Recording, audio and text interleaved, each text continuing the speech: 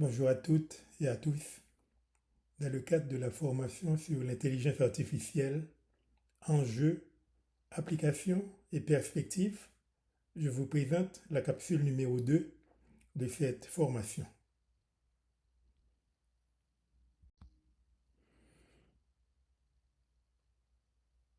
Récapitulatif de la première capsule. Nous avons vu dans la première capsule les 3 classes d'IA, les 6 grandes catégories d'IA, le machine learning, le deep learning. Dans la capsule numéro 2, nous allons continuer avec les grandes classes, à savoir le NLP, Natural Language Processing. C'est une branche de l'IA permettant aux machines de comprendre, d'analyser et de reproduire le langage humain. L'expert système, ou bien en français système expert, dans le modèle, le programme d'IA est capable d'analyser les données, appliquer les règles et prendre des décisions comme le ferait un expert humain dans un domaine spécialisé. Quant à la computer vision, l'IA est capable de voir, d'analyser et de comprendre les images, les textes et les vidéos.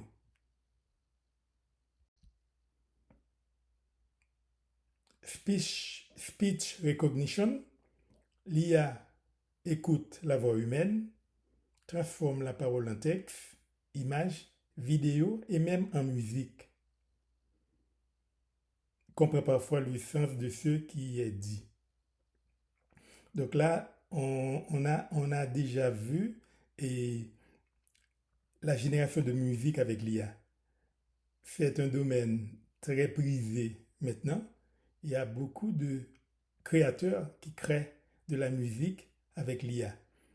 Et une plateforme très connue et de diffusion de musique, je veux parler de Spotify. Ok, Spotify a déjà noté un bon pourcentage de ces musiques sont créées par l'IA. Maintenant, pour la robotique, c'est quoi la robotique? La robotique, c'est une combinaison entre la mécanique, l'électronique, les capteurs, les logiciels et puis l'intelligence artificielle. Les robots sont très très connus, très prisés et beaucoup de missions sont réalisées par des robots. Actuellement, sur la Lune et sur la planète Mars, il y a divers robots qui envoient des vidéos, des messages, des photos de la planète Mars, de la planète bleue, de la planète rouge. Mars c'est la planète rouge, c'est la Terre qui est la planète bleue. Donc, par exemple, si on prend Persévérance, c'est un robot qui a été envoyé en 2021 par la NASA.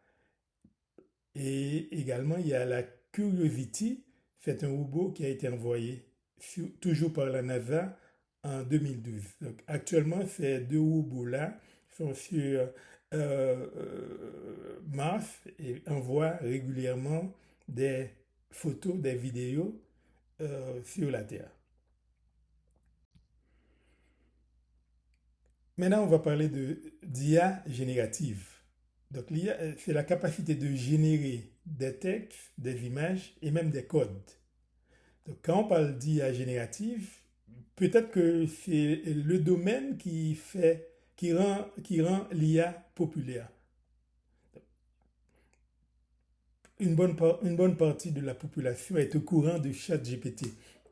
Peut-être que ChatGPT qui a fait une bonne publicité pour les IA. Donc, c'est quoi ChatGPT? Donc, quand on dit chat, c'est l'envoi des messages, la réception des messages. OK? Et puis, quand on dit GPT en anglais, et G pour generative, P, on va dire P en anglais, puis pour pre-trained, et puis et T c'est Transformer. Transformer, c'est un modèle d'IA qui a entraîné, pas vrai, sur euh, une masse de données, beaucoup de données d'entraînement. Et puis avec cet entraînement-là, l'IA est capable de générer des textes, des images, des codes, des vidéos, et tout, tout et tout. Maintenant, on va parler de chatbot. C'est quoi les chatbots? Les chatbots, c'est la simulation de la conversation humaine. Donc, beaucoup de grandes entreprises ont des chatbots pour le contact avec la clientèle. Donc, le service client est exécuté par des chatbots dans la plupart des grandes entreprises. Qu'est-ce que ça fait exactement? Par exemple, vous faites une réclamation, par exemple, vous achetez à Amazon pour ne pas le nommer, et puis vous voulez avoir des renseignements, on vous dit d'aller au chat, de converser au chat, et puis c'est pas avec un humain que vous conversez, c'est avec un IA appelé un chatbot. C'est ça qu'on appelle les chatbots. À un domaine, je dirais, plus avancé, on a les assistants AI, les assistants IA. Les assistants IA, ça produit de l'aide vocale et textuelle. On va dire, c'est quoi un assistant IA? Un assistant IA, c'est quand on collabore avec l'IA. Dans pas mal d'entreprises, les IA, les assistants IA accomplissent des tâches que les humains accomplissaient longtemps. Mais maintenant, c'est les IA qui le font. Donc, quelles sont les tâches que ces assistants peuvent faire? On peut avoir un assistant téléphonique. À ce moment-là, l'IA répond au téléphone, l'IA donne des renseignements sur les produits, donne des renseignements sur les services. L'IA est même capable de transférer un appel à un autre service de la compagnie. Par exemple, on peut avoir besoin des renseignements au service commercial. L'IA conversationnelle, l'IA téléphonique, va transmettre le message à un humain, un agent commercial humain.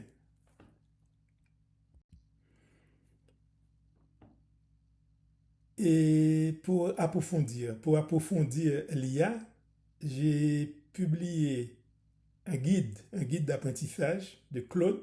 Donc Claude, c'est un IA qui vraiment joue un rôle important dans l'intelligence artificielle. L'IA, c'est un autre niveau. L'IA est très populaire à un point tel que pas mal d'ingénieurs qui travaillent à ChatGPT ont délaissé ChatGPT pour aller travailler, qui travaillent dans OpenAI. Quand on parle de ChatGPT, c'est OpenAI. Ils laissent OpenAI pour aller travailler à Anthropic. Anthropic, c'est la maison mère de Claude AI, Claude IA.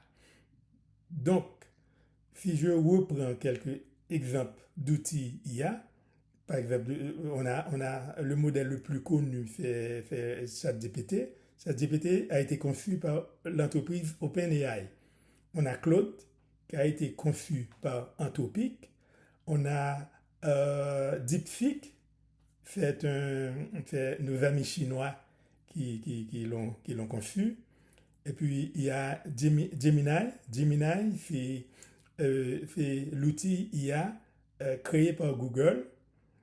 Et la plupart des grandes entreprises ont leur outil IA. Okay, côté européen, on a Mistral, qui est un outil IA français. Donc, pour ce livre-là, si vous voulez me supporter, vous pouvez toujours l'acheter chez Amazon, mais j'aurais préféré que vous l'achetiez et sur mon site personnel, sur mon site d'auteur, dont, dont et, vous aurez la copie un peu plus tard, dans les prochaines diapos. Allez, en conclusion, qu'est-ce qu'on peut dire? On peut dire que il faut faire un usage responsable et stratégique. Important quand on interagit avec l'IA, il faut avoir l'art du prompt. c'est quoi le prompt? Le prompt, c'est la commande qu'on fait à l'intelligence artificielle de réaliser une tâche. Ok, on appelle ça prompter. Prompter, c'est donner des indications, faire des demandes à l'intelligence artificielle. Donc, si vous voulez avoir de meilleurs résultats, il faut que le prompt soit le plus travaillé possible. Il faut toujours fournir du contexte, parce que l'IA aime le contexte. Donc, tu donnes un contexte, un exemple de contexte. Par exemple, si vous voulez que l'IA accomplisse un travail de comptable, vous allez dire qu'en tant qu'expert comptable, si je vous demanderais de faire telle ou telle tâche, comment vous allez le faire? Donc, vous voyez, c'est le contexte. Vous donnez du contexte. Il faut avoir à l'esprit également que l'IA peut halluciner. Halluciner, c'est donner de fausses réponses. Donc, il faut être très précautionneux. Donc, quand l'IA vous fournit une réponse, c'est pas couler dans du béton. Il faut toujours quand même, je dirais, trianguler pour savoir si c'est bon, s'il n'y a pas d'hallucination dans le travail fourni par l'IA. Autre considération, on va dire que l'IA va réduire considérablement certains emplois. Mais heureusement, il va également créer d'autres emplois plus rémunérateurs. Donc, je vous ai parlé de mon site personnel, de mon site d'auteur. Donc, il est sur cette diapo. Non seulement vous avez mon site d'auteur, vous avez également une application que j'ai créée sans écrire une seule ligne de code. C'est ce qu'on appelle une application no-code. Et le site internet et l'application, c'est du no-code. Je n'ai pas écrit une seule ligne de code pour créer cette application et ce site web. Donc, si je vous dis que autrefois, pour faire un site web, pour créer une application, il faudrait faire appel à un développeur. Le développeur qui connaît qui connaît les langages de programmation. Donc, le langage de programmation, ça permet de commander l'ordinateur. Donc, l'ordinateur ne comprend pas le langage humain, ne comprend pas le langage naturel.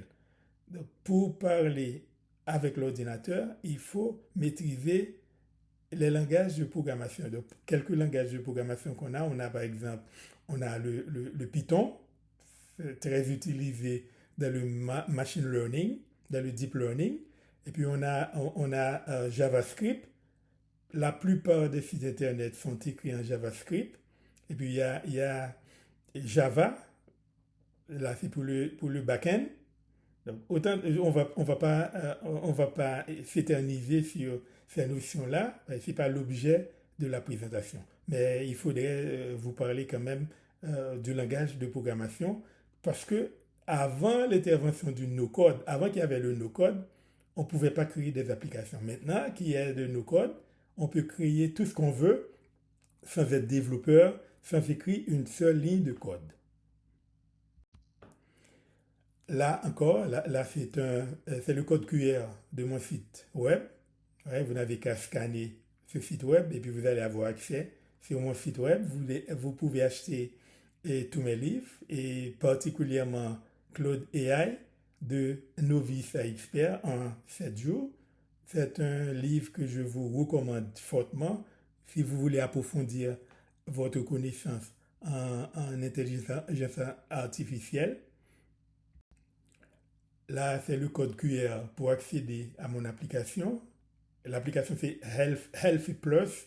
Healthy Plus, c'est une application qui vous donne la possibilité de centraliser tous vos données médicales. Là, vous ne pouvez pas rater un rendez-vous parce que dans cette application, si vous programmez la date de rendez-vous, il va vous faire des rappels régulièrement.